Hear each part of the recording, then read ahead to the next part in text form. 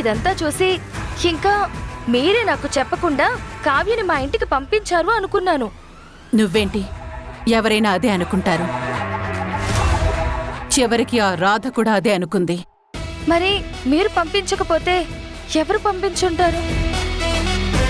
అదే ఆలోచిస్తున్నాను. ఆ దేవకి కుటుంబాన్ని నాశనం చేసి తన పతనాన్ని కళ్ళారా చూడాలని నాలాగా కలలు కంటున్నది ఎవరై ఉంటారు? వాళ్ళు ఎవరైనా సరే కనిపెట్టి తీరాలి. శత్రువుకి శత్రువు మనకి మిత్రుడంటారు. ఆ దేవకి కొత్త శత్రువెవరో తెలియాలి. మనం అతనితో ఫ్రెండ్షిప్ చేయాలి. అప్పుడు దేవకి పతనం మనకి ఈజీ అవుతుంది. తెలుసుకుంటాను.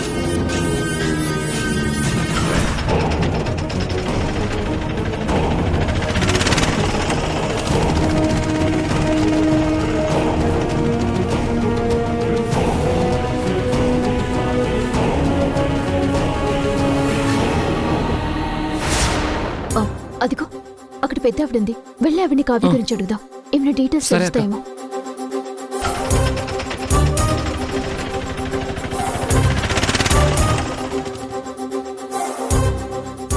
అమ్మా, ఇక్కడ కావ్య అని ఒక అమ్మాయి ఉండేది, తెలుసా మీకు?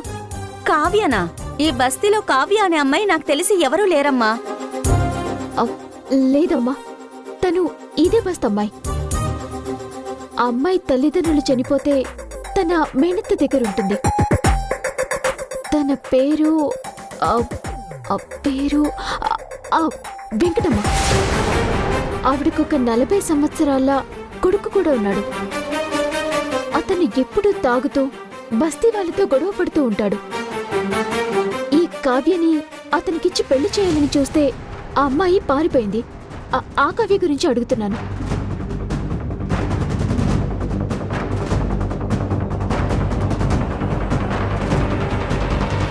ఆ అమ్మాయి గురించి కాకపోయినా ఆ అమ్మాయి మేనత్త వెంకటమ్మ వాళ్ళ ఇల్లు గురించి తెలిసినా చెప్పండి. మా బస్తీలో అంత పెద్ద గొడవ జరుగుతుంటే మాకు తెలియకుండా ఉండదమ్మా. అయినా నువ్వనుకుంటున్నట్టు అలాంటివి మా బస్తీలో ఏమీ జరగవు. అసలు వెంకటమ్మ అనే ఆవిడ కూడా మా బస్తీలోనే లేదు. నాకు తెలియకుండా ఎలా ఉంటారమ్మా? నేను గత 20 ఏండ్లుగా ఇక్కడే ఉంటున్నాను. ఎప్పుడు ఇలాంటివి జరగలేదమ్మా. అమ్మా, ఒకసారి బాగా గుర్తుకు చేసుకోండి. అయినా ఒక అమ్మాయికి ఇంత పెద్ద అన్యాయం జరుగుతుంటే మా బస్తీ వాళ్ళెవరు చూస్తూ ఊరుకోరమ్మా. వాళ్లకు తగిన బుద్ధి చెప్తారు. నువ్వు అనుకునే వాళ్ళు మా బస్తీలోనే కాదు, చుట్టుపక్కల బస్తీల్లో ఎవరూ లేరమ్మా.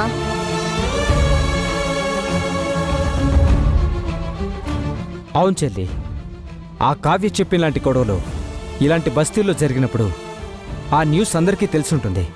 తెలిగిపోవడం అంటూ ఏముండదు. అంటే కావ్య అనే అమ్మాయి ఫేక్ అన్నమాట. తను ఒక ప్లాన్ ప్రకారమే ఇంట్లో అడుగుపెట్టిందన్నమాట. అవునక్క, అలానే అనిపిస్తోంది.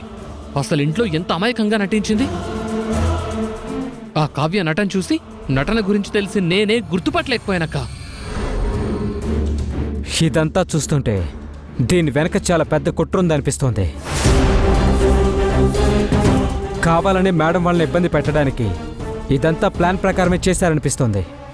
అవును మల్లేషన్న, నువ్వు చెప్తున్నది నిజం. ఈ కావ్య వెనుక ఏదో ఒక పెద్ద శక్తి ఉండి నడిపించింది. మనకి ఈ కావ్య దొరికితే కాని ఈ సమస్యకి పరిష్కారం దొరకదు.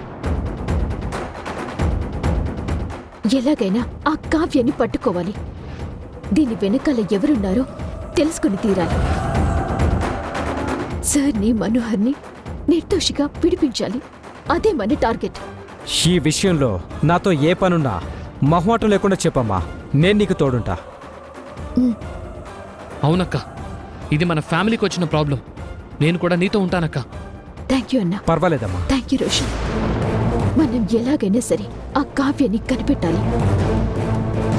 పదండి. పదక్క.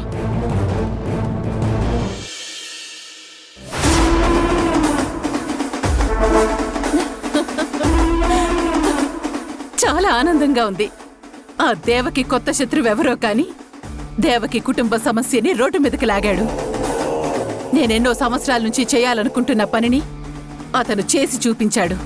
అతను కనుక నాకు కనిపిస్తే చాలువ కప్పి సన్మానం చేస్తాను. ముందా కావ్య అనే అమ్మాయిని పట్టుకుంటే అన్ని వివరాలు తెలుస్తాయి. మేడం ఆ, రండి, మీకోసమే చూస్తున్నాను. చెప్పండి మేడం. మా పిఏ మొత్తం విషయం చెప్పాడా? చెప్పాడు మేడం. చూడండి, ఎలాగైనా సరే ఆ కావ్య అమ్మాయి ఎవరు, తన బ్యాక్గ్రౌండ్ ఏంటి, తను ఎక్కడుంటుంది, అన్ని వివరాలు కావాలి. మీకు 24 గంటల టైం ఇస్తున్నాను. మీరేం చేస్తారో, ఎవరిని కలుస్తారో, ఎంత డబ్బు కావాలో నాకు చెప్పండి. ఎలాగైనా ఆ అమ్మాయి కావ్య వివరాలు మాత్రం కావాలి. గుర్తుపెట్టుకోండి, మీకు 24 గంటల టైం మాత్రం ఇస్తున్నాను. అలాగే మేడం. ఆ అమ్మాయి వివరాలతో వచ్చి కలుస్తాం మేడం. ఉంటాం మేడం.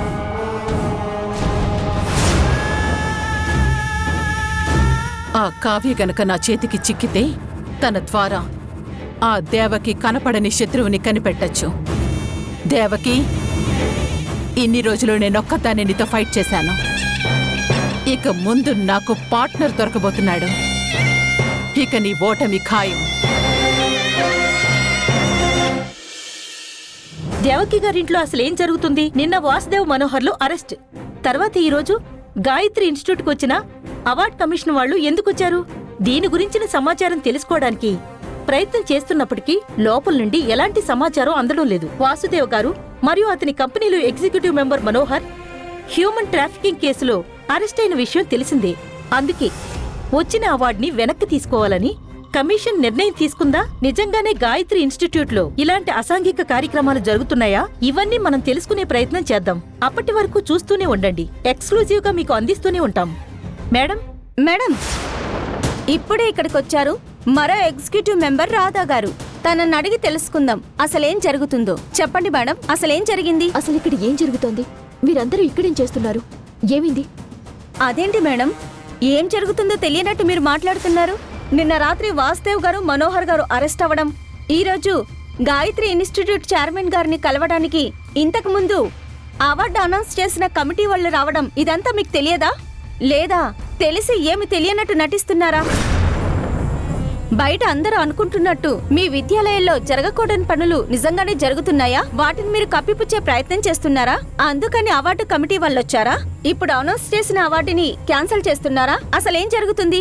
ప్లీజ్, మా విద్యాలయాల్లో అలాంటివేవీ జరగటం లేదు. మీరు అనుకుంటున్నట్టు ఏం జరగదు.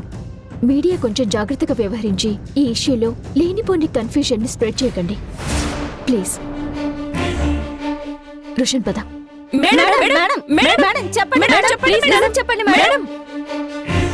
చూసారుగా ఏం జరుగుతుందో?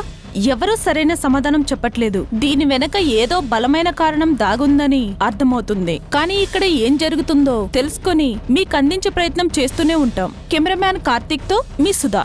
చూడండి మేడం, మీ గాయత్రి ఇన్స్టిట్యూట్కి వచ్చిన award social responsibility and eco friendly సిస్టంలో మీ విద్యాలయంలో ఉండే డిసిప్లిన్, అవేర్నెస్ చూసి ఈ అవార్డు అనౌన్స్ చేయడం జరిగింది. కానీ ఇప్పుడు మేము విన్న విషయాలు చూస్తుంటే ఈ అవార్డు మీ ఇన్స్టిట్యూట్కి ఇవ్వడం సరైనది కాదు అనిపిస్తోంది. మీకు ఆ అర్హత లేదు అనిపిస్తోంది.